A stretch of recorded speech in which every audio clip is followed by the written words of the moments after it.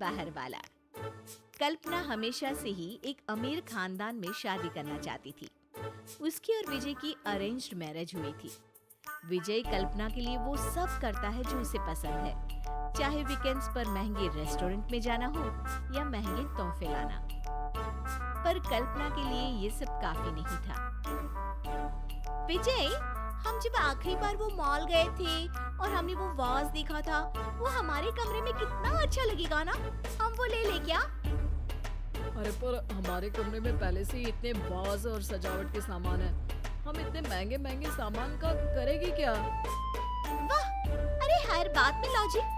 कभी मेरी इच्छाओं का भी ध्यान रखा किया करो। वो मेरी सहेली शीना है ना, इतने शान से रहती है।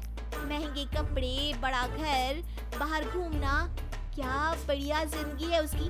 और यहाँ हम हर हफ्ते का हिसाब ही करते रहते हैं, शादी के पहले क्या क्या सपने देखे थे। शाम को कल्पना सब्जी खरीदने जाती है। भैया, मशरूम थोड़े महंगे हैं आपके। अरे कोई बात नहीं ना, आप आलू ले लो। आप कहें तो मैं आपको मशरूम दिलवा सकता हूँ।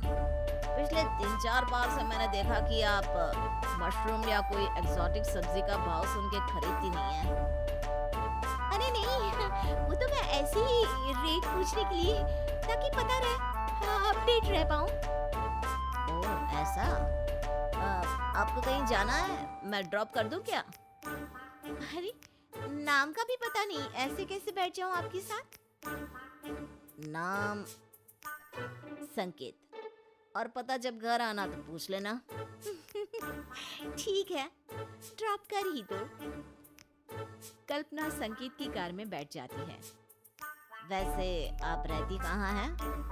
बातों बातों में कल्पना संकेत को सब बता देती है। ओह, तो आपके पति जॉब करते हैं?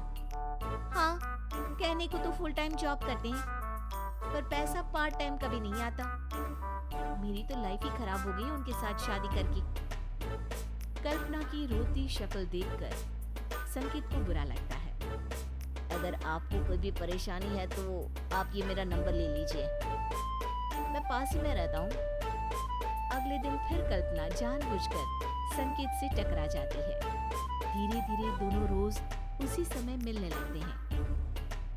मेरे पास तो तुम्हें देने के लिए कुछ भी नहीं है। तुमने मेरे लिए इतना कुछ किया है, मैं बदले में तुम्हें क्या दूं? मुझे तुमसे कुछ नहीं चाहिए कल्पना, बस तुम खुश रहो। दोनों अक्सर बाहर घूमने जाते हैं, महंगे रेस्टोरेंट्स में खाना खाते हैं और कल्पना ढेर सारी शॉपिंग करती है। आजकल घर लौटने में तुम्हें बहुत देरी हो जाती है। हाँ, मेरी कुकिंग क्लास थोड़ी ज्यादा देर चल रही होती है आजकल। तो तुम्हें उससे क्या? तुम्हारा तो ध्यान ही नहीं है मुझ पर। तुम तो बस अपने ऑफिस के कामों में ही बिजी रहो।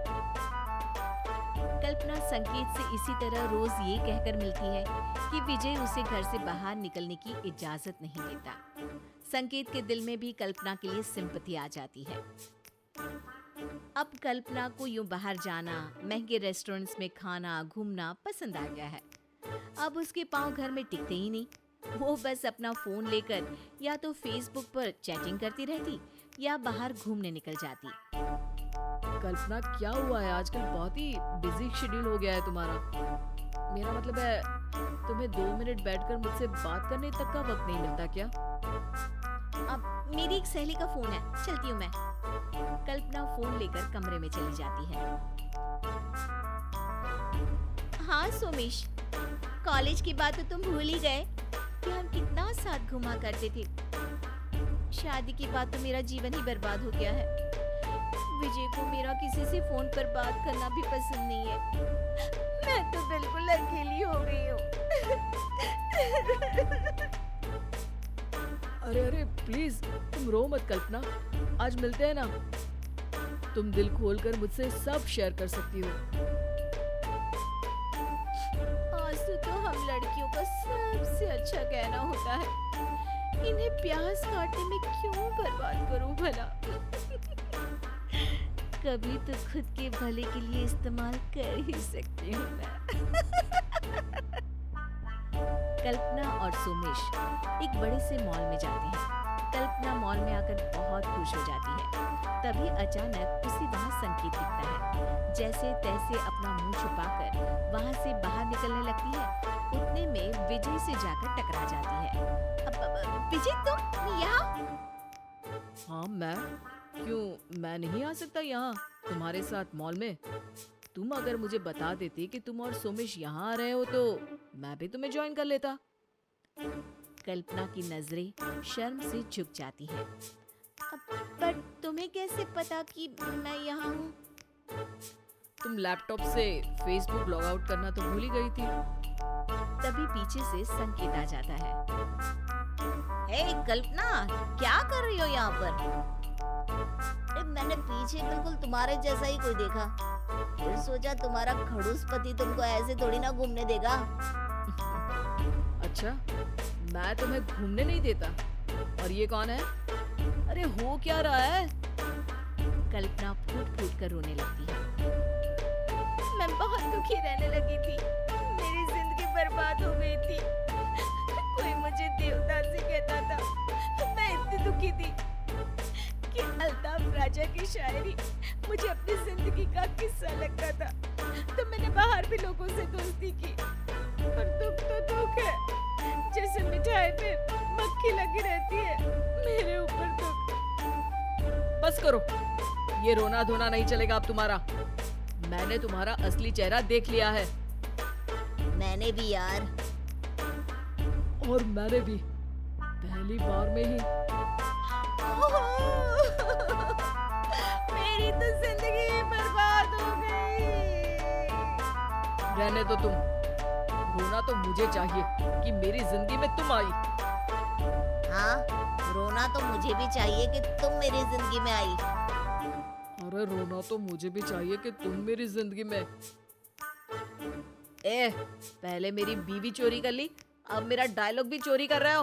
निकलो यहाँ से, चलो निकलो। संकेत और सोमेश वहाँ से चले जाते हैं। विजय कल्पना से थोड़ा दूर जाकर बैठ जाता है। कल्पना का रोना जारी है। तभी वहाँ एक नया लड़का आता है। हाय कल्पना, कैसी हो तुम? अरे रो क्यों रही हो? तुम्हारे निकम्मे कंजूस पति ने फिर से कुछ दिलवाने का मना तो नहीं कर दिया? अब ये कौन है? ऐसे और लोग हैं, ये तीसरा है। 7 है टोटल। मुझे जोड़ के? तुम्हारे साथ तो 8 है। अब 7 के साथ ही रहो, मुझे भूल जाना तुम। भाई साहब, आप कौन? इसका निकम्मा और कंजूस पति, जिसको तू याद कर रहा था। जा शॉपिंग करा दे इसकी।